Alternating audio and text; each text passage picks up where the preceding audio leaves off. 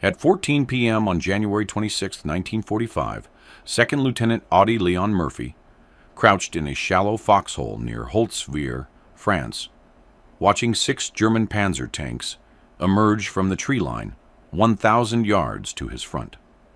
19 years old, 18 months of continuous combat, over 240 German soldiers already killed. The Wehrmacht had committed 6 tanks and an estimated 250 infantry to retake the Bois de Riedwehr. Murphy knew the pattern. German armor always led, infantry followed in white winter camouflage, and American positions always broke when the panzers got close enough. Not today. Company B, 15th Infantry Regiment, held this frozen clearing with exactly 40 men. The temperature stood at 14 degrees Fahrenheit. Snow covered everything. Murphy's reinforcements had not arrived. The 2nd Battalion, 30th Regiment, was still moving up. Hold the position. Those were his orders. 1 lieutenant, 40 soldiers, 250 German infantry, 6 tanks. The mathematics were brutal. Company B had suffered 102 casualties the day before. Every officer except Murphy had been wounded or killed. The 40 men remaining represented what was left of a full-strength rifle company of 187 soldiers. They had worked through the night trying to dig foxholes in the frozen ground. The soldiers made no progress. The ground was too hard. Murphy had positioned 2 M10 tank destroyers from the 601st Tank Destroyer Battalion along a narrow dirt road leading into the woods. Each M10 was a modified M4 Sherman chassis. Length 19 feet 7 inches, width 10 feet, weight 29,937 kilograms. Powered by twin GMC 6046 diesel engines, producing 375 horsepower total. The open-top turret mounted a 3-inch M7 gun, capable of penetrating 76 millimeters of armor at 1,000 yards. Maximum speed 30 miles per hour on roads. Each also carried a Browning M2 .50 caliber machine gun, mounted on the turret for anti-aircraft defense. Murphy also had 5 armored half-tracks, positioned in a rough defensive arc. But he could see the German force forming up. 6 tanks. That meant Panzer IV, or Panthers. Both were superior to the M10 in armor and main gun capability. The Panther's 75mm gun could penetrate an M10 at 2,000 yards. The M10 needed to get much closer to have any chance. If the German tanks broke through, they would roll over Murphy's positions. The infantry following would sweep through the woods. Behind Murphy's position stood the headquarters elements of the entire 3rd Infantry Division. Battalion command posts, supply dumps, artillery positions. The division was spread thin across the Colmar pocket. There were no reserves. If Company B broke, the entire American line would collapse. The strategic stakes extended further. The Colmar pocket was the last German foothold on French soil. The Wehrmacht maintained 20,000 troops here, threatening the American 7th Army's flank. If the Germans broke out, they could hit General Patton's 3rd Army in the rear. They could potentially recapture Strasbourg. They could prolong the war by months. Every American general from Eisenhower down wanted the Colmar pocket eliminated. Murphy had studied the terrain.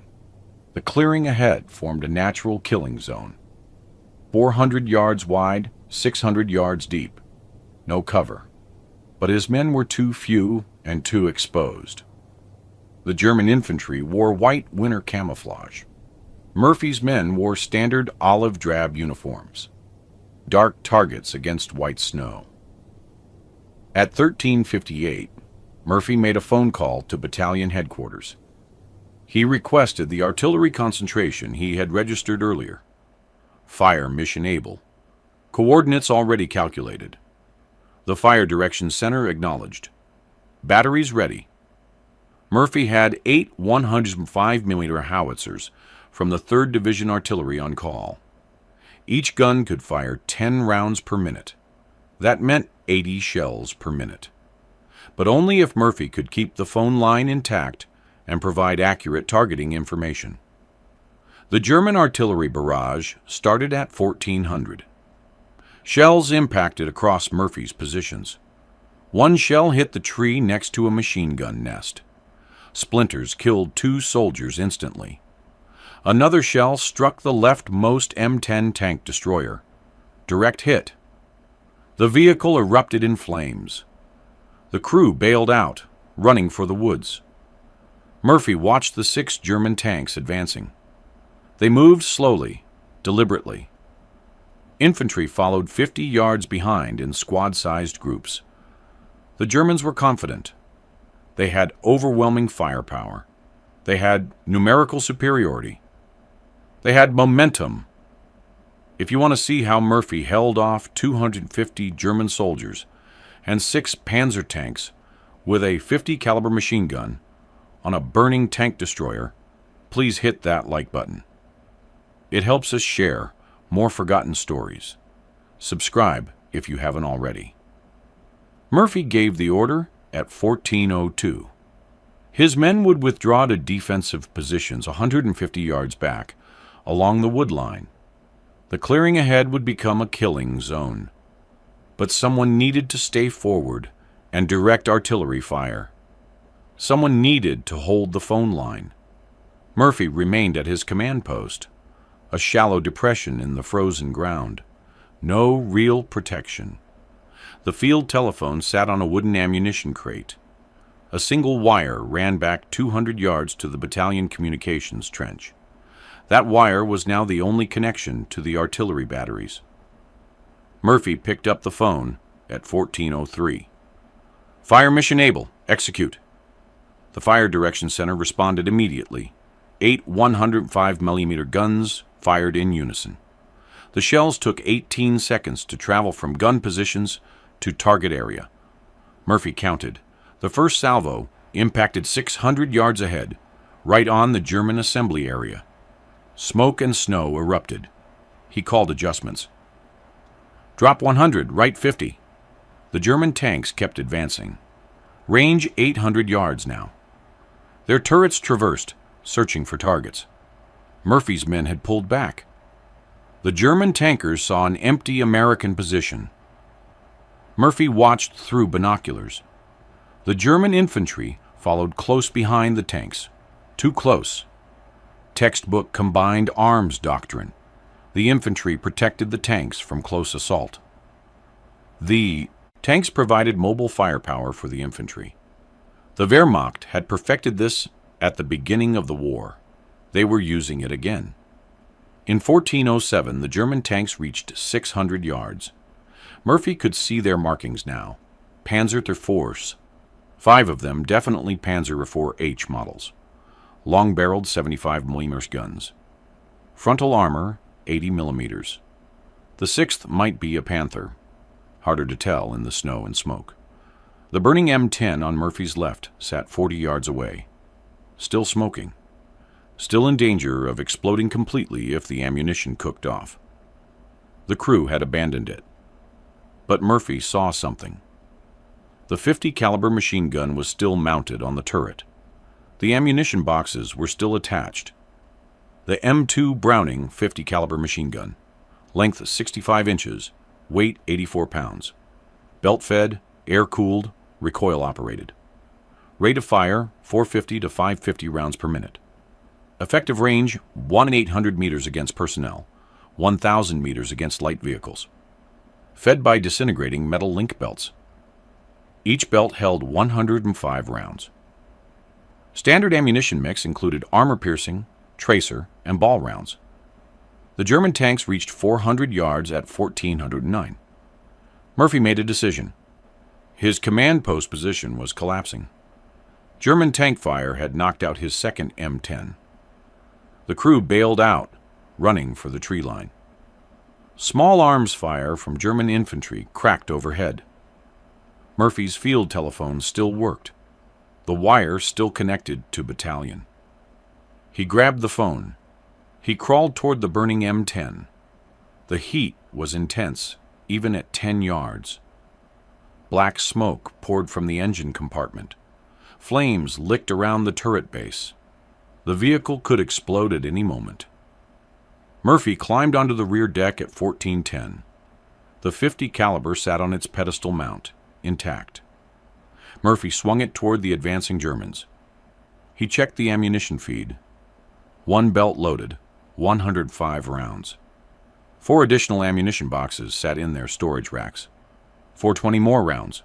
Total, 525 rounds. Murphy positioned himself behind the gun. The Germans were 350 yards away now. The smoke from the burning tank destroyer provided some concealment, but the heat was becoming unbearable. Murphy could feel it through his uniform. The metal deck was hot enough to burn through his boots. He pressed the butterfly trigger. The M2 roared to life. Muzzle velocity 2,910 feet per second. The armor-piercing rounds could penetrate 23 millimeters of armor at 500 yards. Not enough for the tanks, but devastating against infantry. Murphy fired in short bursts, 3-second bursts, 23 rounds per burst at 450 rounds per minute. He traversed left to right, covering the advancing infantry. Germans fell, others dove for cover, but they kept coming. The German infantry reached a drainage ditch at 1413. Range 300 yards. They were frantically discussing something, probably their next assault movement. Murphy could see them clearly now through the smoke. White camouflage uniforms, MP-40 submachine guns, stick grenades, squad leaders pointing toward his position. Murphy adjusted his aim. He pressed the trigger. The .50 caliber rounds tore through the drainage ditch position. Bodies slumped. The ditch turned red. Murphy had expended 125 rounds. He had 400 remaining. The field telephone cord stretched from the burning tank destroyer back to his original command post, then back to the communications trench. Murphy held the handset between his shoulder and ear while firing the machine gun. He called fire corrections. Drop 50, fire for effect. The artillery continued pounding the German rear positions. In 1416, the German tanks pushed forward. 5 Panzer foes and 1 Panther. They began firing their main guns at Murphy's position. 75mm shells impacted around the burning M10. The concussions were deafening. One round hit 15 feet away. The explosion threw frozen dirt across Murphy's position. Shrapnel pinged off the tank destroyer's hull. The Germans couldn't see Murphy clearly. The smoke from the burning engine compartment created a shifting curtain of concealment. When the wind pushed the smoke away, Murphy was exposed. When it swirled back, he disappeared. This uncertainty saved his life repeatedly. German machine gunners fired at where they thought he was, not where he actually was positioned.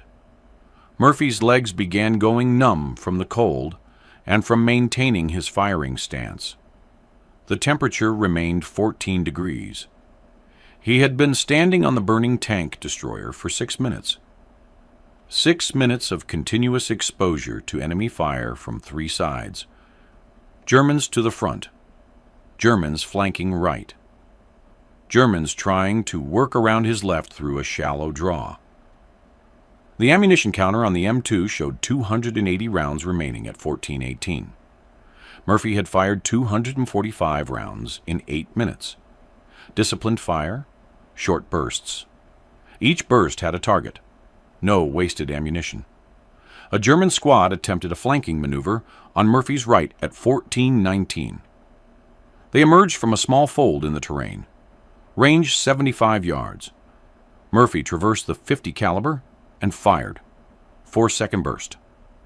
31 rounds. The squad went down, some dead, some wounded. The survivors crawled back. Murphy's right leg took shrapnel at 1420. A German tank round had impacted nearby. Hot metal fragments tore through his boot and into his calf muscle. Blood soaked his wool trousers. He ignored it. He kept firing.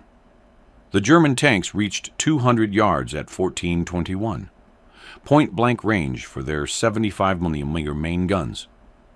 Murphy could see the commanders in their open hatches. The lead Panzer IV fired. The muzzle flash was enormous at this range. The shell screamed past Murphy's position and detonated in the woods behind him. Murphy called artillery on his own position at 14:22. "Fire on my coordinates. Danger close." The Fire Direction Center hesitated. Battalion commander got on the line. "Confirm your request," Murphy confirmed. "Fire on my coordinates. The Germans are right on top of me." The artillery fire shifted forward. Shells began landing 100 yards ahead of Murphy's position. German infantry scattered. Some died in the explosions. Others ran back toward their own lines. But the tanks kept coming. At 14:24, a second German squad tried the right flank again. Same approach, different result. Murphy was ready. He fired the moment they appeared. 3-second burst. 23 rounds. All 8 men in the squad went down. The .50 caliber at this range was unsurvivable. The heavy bullets tore through multiple soldiers. One round could kill 2 men if they were lined up. Murphy's ammunition counter showed 180 rounds remaining. He had 1 belt loaded, most of it expended. 3 full belts in the storage boxes. He would need to reload soon. Reloading would take 15 seconds minimum. 15 seconds of not firing. 15 seconds for the Germans to advance unchecked. The mathematics were changing. Murphy had been firing for 14 minutes. He had killed at least 40 German soldiers. By his own count, probably more. The German advance had stalled. The tanks couldn't push forward without infantry support. The infantry couldn't advance without the tanks providing covering fire. Murphy had created a deadlock, but ammunition was finite. At 14:26, Murphy reloaded the .50 caliber for the first time. He grabbed a fresh 105-round belt from the storage box. His hands were shaking, not from fear, from the cold and from gripping the gun's spade grips for 16 continuous minutes. He fed the new belt into the weapon's feed tray. He closed the cover. He charged the weapon. Total time, 12 seconds. The Germans used those 12 seconds. A fresh platoon, maybe 30 soldiers, rushed forward from a covered position Murphy hadn't spotted. They advanced in a loose skirmish line. Range 250 yards when Murphy saw them. Range 200 yards when he opened fire. Murphy fired continuously now. Long bursts, 6-second, 7-second bursts, 46 rounds per burst. The Germans went down in clusters. The snow turned dark with blood, but they kept coming. German discipline was excellent. These were veterans from the Eastern Front. They had survived Stalingrad, Kursk, the retreat across Poland. They knew how to fight. At 14:29, a German machine gun team set up 400 yards away, MG-42. Rate of fire, 1-200 rounds per minute. They opened fire on Murphy's position. Tracers snapped past his head. Bullets sparked off the M10's hull. Murphy couldn't suppress them and engaged the advancing infantry simultaneously. He made a choice. He called artillery on the machine gun position. Target reference point Charlie. Fire for effect. 8 105mm howitzers fired. The shells landed on target. The MG-42 went silent. Murphy's ammunition counter showed 75 rounds at 14:31. He had 210 rounds remaining in storage boxes. Total, 285 rounds. He had fired 240 rounds in 21 minutes. At his current rate of expenditure, he had perhaps 12 more minutes of ammunition. The German tanks pushed forward again at 14:32. They had reorganized. 3 tanks abreast, advancing slowly. The commanders buttoned up, hatches closed. They were taking Murphy seriously now. Range 150 yards. The burning M10 beneath Murphy's feet was becoming critical. The ammunition stored inside the vehicle was cooking off. Small explosions popped inside the turret. The heat was intense. Murphy's uniform was smoking. The paint on the .50 caliber's barrel was blistering. The weapon itself was overheating from continuous fire. At 14:34, a German soldier got within 10 yards of Murphy's position. Murphy didn't see him until the last second. The German carried a Panzerfaust, anti-tank weapon. Effective range 60 meters. One shot could destroy the M10 completely. Murphy swung the .50 caliber down and to his right. Maximum depression. He fired point blank. 1 second burst. 8 rounds. The German soldier disintegrated. The Panzerfaust fell into the snow, unexploded. Murphy's hands were burned. The spade grips of the .50 caliber were hot from continuous firing. The metal had conducted heat from the barrel. Murphy's gloves had burned through. His palms were blistering. He kept firing. At 14:36, the ammunition counter hit 0. Murphy reloaded again. His third belt. 2 belts remaining after this. 210 rounds total. The Germans saw him reloading. They charged. Maybe 40 soldiers, all moving at once. Range 175 yards. Murphy loaded faster this time. 10 seconds. He opened fire before the charging Germans got within 150 yards. He fired in long, sweeping bursts. The .50 caliber cut through the German ranks like a scythe. Men fell in rows. The charge collapsed. Survivors crawled back or lay still in the snow, playing dead. At 14:39, something changed. The German tanks stopped advancing. Murphy had been firing for 29 minutes continuously. He had killed over 80 German soldiers by count, probably closer to 100. The Wehrmacht infantry was refusing to advance. Murphy could see German officers trying to rally their men. Some soldiers obeyed. Most stayed down. The mathematics had shifted. Murphy's sustained, accurate fire had broken the German attack momentum.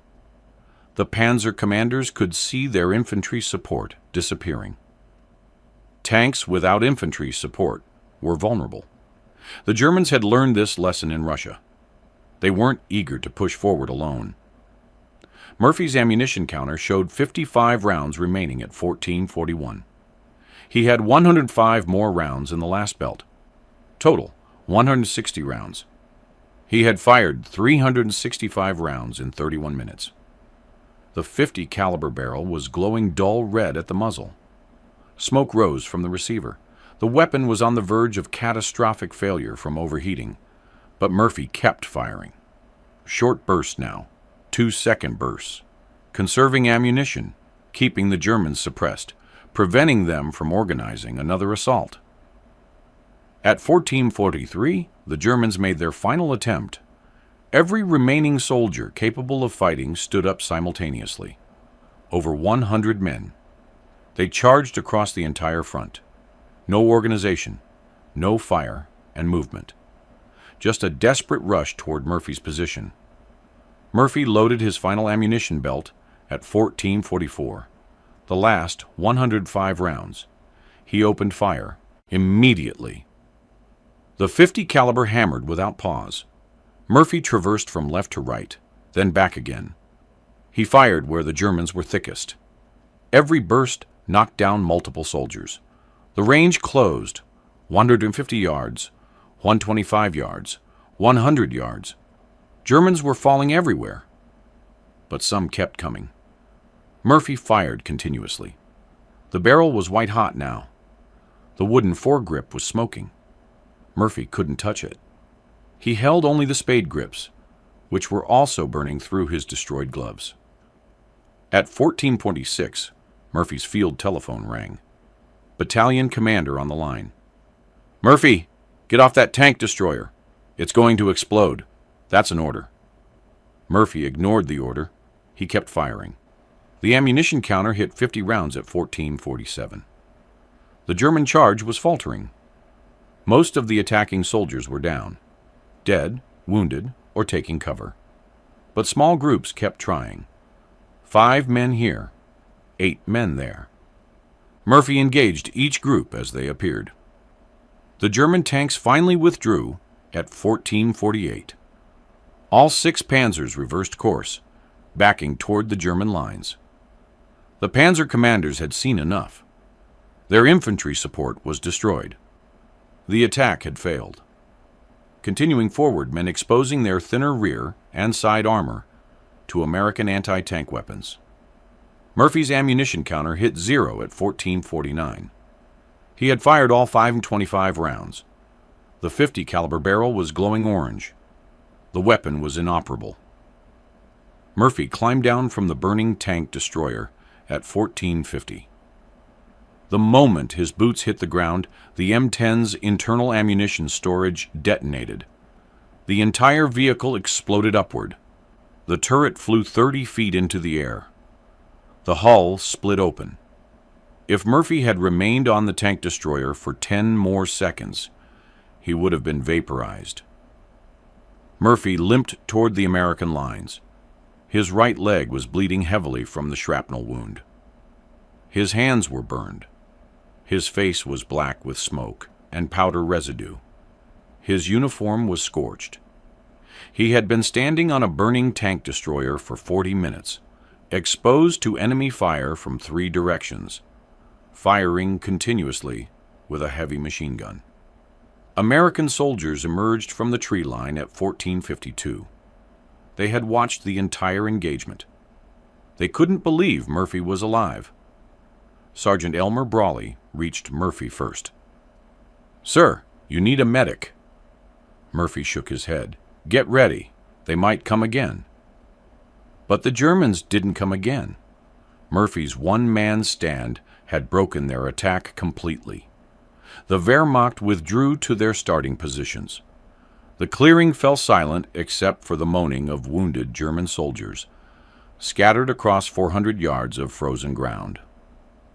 At 14:55, Murphy organized a counterattack. Despite his wounds, despite his exhaustion, he led Company B forward. The 40 remaining soldiers advanced across the clearing. They encountered minimal resistance. The Germans were finished. Their attack had cost them over 120 dead and wounded soldiers. 6 tanks had withdrawn. The Wehrmacht had nothing left. Murphy's counterattack pushed the Germans back into the woods beyond the clearing. By 15:20, Company B had regained all lost ground and established defensive positions 200 yards forward of their original line. The German threat was eliminated. Murphy finally accepted medical attention at 15:25. A battalion aid station was set up in a farmhouse 300 yards behind the lines. The medic examined Murphy's leg wound, shrapnel fragments embedded in the calf muscle. The medic wanted to evacuate Murphy to the rear. Murphy refused. "I'm staying with my company." The battalion commander arrived. "Lieutenant, that's not a request. You're wounded. You need proper medical care." Murphy still refused. "Sir, if the Germans counterattack again, my men need their commander." The battalion commander recognized Murphy's determination. "Fine, get your leg bandaged. But if it gets infected, I'm personally carrying you to the aid station." Murphy agreed. The medic cleaned and dressed the wound. Murphy walked back to Company B at 15:40. The mathematics of the engagement were clear. 1 man, 1 machine gun. 40 minutes of continuous fire. 525 rounds expended. Over 50 Germans killed by Murphy personally. Another 70 wounded. The German attack broken completely. The American line held. The Colmar pocket secured. Company B remained in position through the night. The Germans never counterattacked. The Wehrmacht had learned a lesson. Some positions couldn't be taken. Some soldiers couldn't be broken. Some stands were impossible to overcome. January 27th, 1945, 0800 hours. Divisional intelligence officers arrived at Company B's position. They wanted details. Captain Walter E. Fellman, S2 of the 15th Infantry Regiment, interviewed Murphy personally. The questions were precise. How many Germans? How many killed? How long did you fire? Where did you fire from? Murphy provided exact answers. He estimated 250 German infantry in the attacking force. He counted over 50 bodies directly in front of his position. Artillery observers and forward observers estimated another 70 German casualties from indirect fire. The total German casualty count approached 120 soldiers. The 6 German tanks had withdrawn without being destroyed, but they never returned. Intelligence confirmed Murphy's account through multiple sources. American observers from battalion had watched the engagement through binoculars.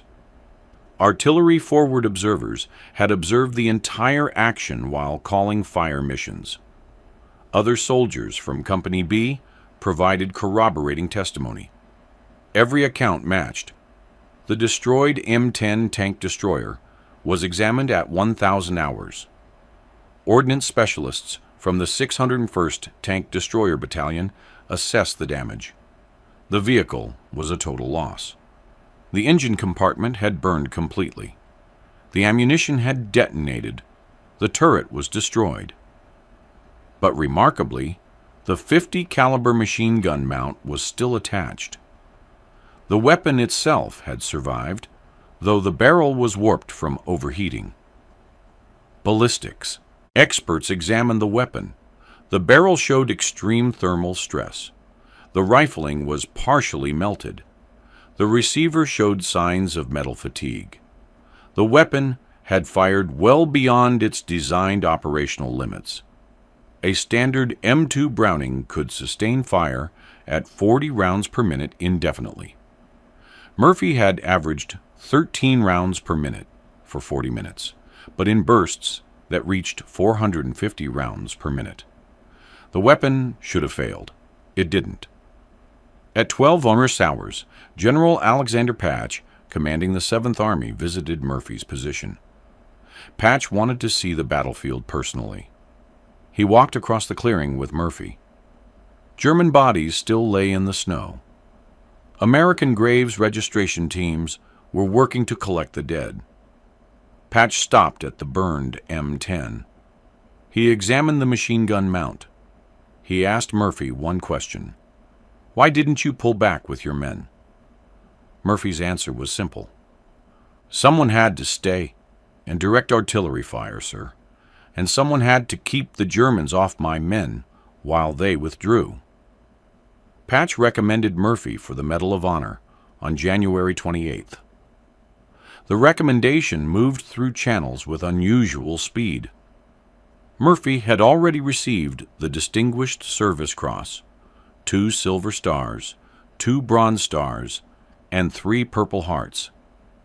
He was already the most decorated soldier in the 3rd Infantry Division. The Medal of Honor would make him the most decorated American soldier of World War II. On February 14th, Murphy's wounds were finally judged serious enough to warrant evacuation. The leg wound had become infected despite treatment. He was sent to a rear area hospital. He protested. He wanted to stay with Company B. His protests were overruled. Murphy spent 3 weeks in the hospital. He returned to his unit on March 8th. By then, the 3rd Infantry Division had pushed deep into Germany. The war was approaching its end. Murphy received orders reassigning him to liaison duties. The Army didn't want to risk its newest Medal of Honor recipient in further combat. Murphy received the Medal of Honor on June 2, 1945, in a ceremony in France. He was 20 years old. The citation read, Colonel Walter Murphy commanded Company B, which was attacked by 6 tanks and waves of infantry. Walter Murphy ordered his men to withdraw to prepared positions in the woods, while he remained forward at his command post and continued to give fire directions to the artillery by telephone. Behind him, to his right, one of our tank destroyers received a direct hit and began to burn. Its crew withdrew to the woods. Malcolm Murphy continued to direct artillery fire, which killed large numbers of the advancing enemy infantry. With the enemy tanks abreast of his position, Tarnop Murphy climbed on the burning tank destroyer, which was in danger of blowing up at any moment, and employed its .50 caliber machine gun against the enemy. The citation continued. He was alone and exposed to German fire from 3 sides, but his deadly fire killed dozens of Germans and caused their infantry attack to waver. The enemy tanks, losing infantry support, began to fall back. For an hour, the Germans tried every available weapon to eliminate 2D Lieutenant Murphy, but he continued to hold his position and wiped out a squad which was trying to creep up unnoticed on his right flank. Germans reached as close as 10 yards, only to be mowed down by his fire. He received a leg wound, but ignored it and continued the single-handed fight until his ammunition was exhausted. He then made his way to his company, refused medical attention, and organized the company in a counterattack, which forced the Germans to withdraw. The action at Holzwehr on January 26, 1945, represented a turning point in the Colmar Pocket campaign. The German counterattack, if successful, would have penetrated the American lines. Division headquarters, artillery positions, and supply dumps would have been overrun. The 3rd Infantry Division would have been forced to withdraw. The entire American offensive in the Colmar region would have stalled. Strategic analysts later calculated the consequences. A German breakthrough at Holzwehr would have delayed the clearing of the Colmar Pocket by at least 2 weeks. That delay would have allowed the Wehrmacht to shift reinforcements from other sectors. The American advance into Germany would have been slowed. The war potentially extended. Murphy's stand prevented all of this. 1 man, 1 machine gun, 40 minutes of fire. The strategic impact was enormous. The Colmar Pocket was cleared by February 9, 1945. The last German forces on French soil were eliminated. The American 7th Army and French 1st Army could now focus entirely on the invasion of Germany. The tactical lessons were studied extensively. Murphy's action demonstrated several principles. First, the effectiveness of a single heavy machine gun in a defensive position. The M2 Browning .50 caliber proved devastating against infantry at ranges under 400 yards. Second, the importance of artillery coordination. Murphy's continuous fire direction kept 8 105 mm howitzers firing throughout the engagement. The combination of direct fire from the .50 caliber and indirect fire from the artillery created an impassable killing zone. Third, and most importantly, Murphy's action demonstrated that numerical superiority could be negated by superior positioning, superior fire discipline, and superior determination. The Germans had 6 tanks and 250 soldiers. Murphy had 1 machine gun. The Germans should have won. They didn't. Company B's casualties on January 26th were minimal. 2 soldiers killed, 7 wounded. All casualties occurred before Murphy climbed onto the tank destroyer. Once Murphy began firing, American casualties stopped. His covering fire allowed his men to withdraw safely. His sustained fire prevented the Germans from advancing. His final counterattack drove the Germans back completely. Murphy's Medal of Honor was one of 464 awarded during World War II. But his action at Holzwehr was unique. No other Medal of Honor action involved a single soldier holding off such a large force for such an extended period while standing on a burning vehicle in danger of exploding at any moment. The 3rd Infantry Division compiled statistics on Murphy's military career. He had participated in campaigns in North Africa, Sicily, Italy, France, and Germany. He had fought in 7 major amphibious assaults. He had been wounded 3 times. He had killed or wounded over 240 enemy soldiers. He had destroyed 6 tanks and several machine gun nests. He had captured, or helped capture, over 300 enemy soldiers. Murphy's total decorations eventually numbered 33. In addition to the Medal of Honor, he received the Distinguished Service Cross, 2 Silver Stars, the Legion of Merit, 2 Bronze Stars with V device for valor, 3 Purple Hearts, the Good Conduct Medal, and numerous campaign and service medals. France awarded him the Legion of Honor and the Croix de Guerre with Palm. Belgium awarded him the Croix de Guerre. The M10 tank destroyer that Murphy stood on was never recovered. It burned completely and was scrapped on site. No photographic evidence of Murphy's action exists. The engagement occurred too quickly and too close to the front lines for combat photographers to reach the scene. The .50 caliber machine gun was recovered and sent to Ordnance for analysis. After examination, it was declared unserviceable due to barrel damage and excessive wear. The weapon was scrapped. No effort was made to preserve it for historical purposes. The battlefield at Holtzwihr is now farmland. A small marker indicates the approximate location of Murphy's action. The marker was placed in 1948 by the 3rd Infantry Division Association.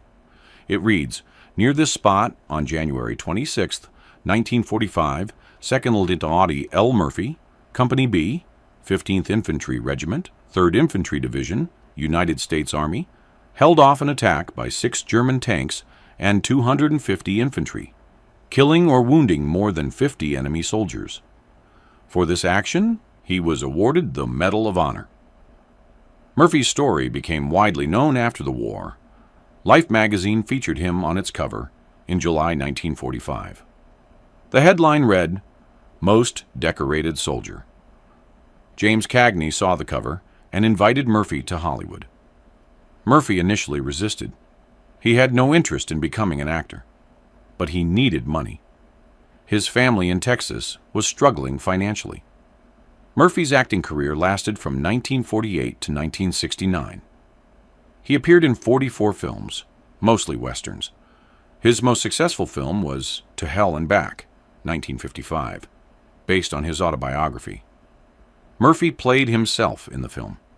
The movie was Universal Pictures' highest-grossing film until Jaws in 1975. But Murphy struggled with post-traumatic stress. He suffered from insomnia, nightmares, and depression. He became addicted to sleeping pills. He was one of the first public figures to speak openly about combat-related PTSD. He advocated for better treatment of veterans with psychological wounds. Murphy died in a plane crash on May 28, 1971. He was 45 years old. He was buried with full military honors at Arlington National Cemetery. His grave is the second most visited site at Arlington, after President Kennedy's. The mathematics at Holtzwihr were clear from the beginning. 6 German tanks, 250 German infantry, versus 40 American soldiers in shallow foxholes on frozen ground. The Germans should have won in 15 minutes. Murphy changed the equation. 1 man, 1 machine gun, 525 rounds of ammunition. But more than that, 1 man willing to stand on a burning vehicle in danger of exploding. 1 man willing to expose himself to enemy fire from 3 directions. 1 man willing to ignore wounds, ignore burns, ignore exhaustion to protect his soldiers. The lessons of Holtzwihr extended beyond military tactics. Murphy demonstrated principles that applied to any extreme situation. First, training matters. Murphy had been in combat for 18 months continuously. He knew how to fire the M2 Browning. He knew how to call artillery. He knew how to read a battlefield. His training had become instinct. Second, positioning matters. Murphy chose the burning tank destroyer because it offered the only position that could cover the entire clearing. It was the worst position from a safety perspective. It was the best position from a tactical perspective. Murphy understood the difference. Third, discipline matters. Murphy fired in short, controlled bursts. He conserved ammunition. He selected targets carefully. Under extreme stress, with Germans charging his position, with tanks firing at him, with shrapnel hitting around him, Murphy maintained fire discipline. That discipline made the difference between 40 minutes of effective fire and 10 minutes of panic fire followed by an empty gun. Fourth, courage matters. Not the absence of fear, but the willingness to act despite fear. Murphy was terrified. His hands were shaking, his legs were numb. He knew he was probably going to die. He acted anyway. The story of Audie Murphy reminds us what individual action can accomplish. In an age of mass warfare, industrial-scale destruction, and million-man armies, one person still mattered. One person with a machine gun and determination changed the course of a battle. That battle affected a campaign. That campaign affected the war. Murphy never considered himself a hero. He gave credit to his training, his officers, his men. He said the real heroes were the ones who didn't come home. He wore his medals reluctantly. He avoided publicity when he could. He understood that warfare wasn't glorious. It was necessary, sometimes, but never glorious. The 3rd Infantry Division continued fighting until May 8, 1945, when Germany surrendered. The division had fought for 531 consecutive days of combat, longer than any other American division in Europe. The division suffered 27,452 casualties. Murphy's Company B suffered an 800% casualty rate, meaning the war company's roster was replaced 8 complete times during the war. Murphy's post-war struggles highlighted the cost of combat. He survived physically, but carried psychological wounds for the rest of his life. He spoke publicly about his nightmares, his inability to sleep without a loaded pistol under his pillow, his struggles with anger and depression. His advocacy helped remove some of the stigma around PTSD.